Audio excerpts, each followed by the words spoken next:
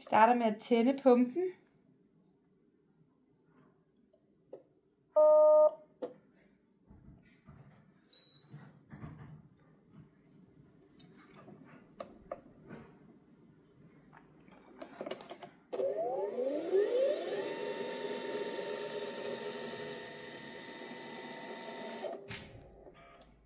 Hvorefter at sprøjtearmen gør sig klar til at kunne sætte en ny sprøjte i.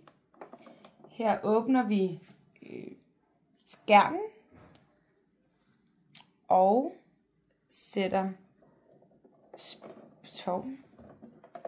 sætter sprøjten i her, hvor den passer ind, hvor den griber fast om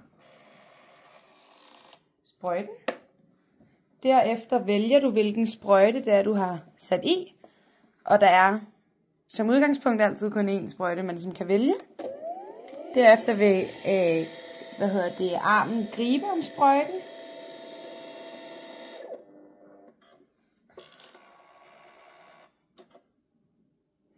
Her går man så ind og vælger, hvilket lægemiddel det er, man har i sprøjten. Som udgangspunkt er det jo meget Furix, der bliver brugt. Og det ved jeg så ikke, om den lige er.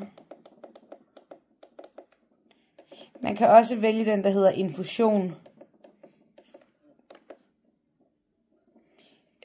Hvor man efterfølgende går ind og skriver, ligesom man gør på almindelige produktbetæller, hvor mange milliliter man vil have, der skal gives.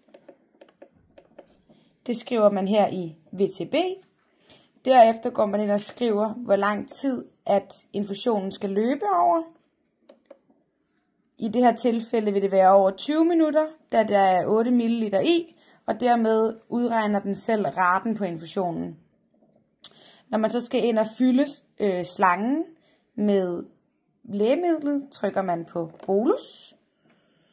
Det er selvfølgelig vigtigt at gøre, inden at man tilkobler patienten. Og herefter siger man ja til at prime slangen med den ene milliliter. 1 ml er ikke helt nok, så man tager lige en smule mere og siger OK for at stoppe primen. Og så er man klar til at tilslutte den til patienten og give det ønskede lægemiddel.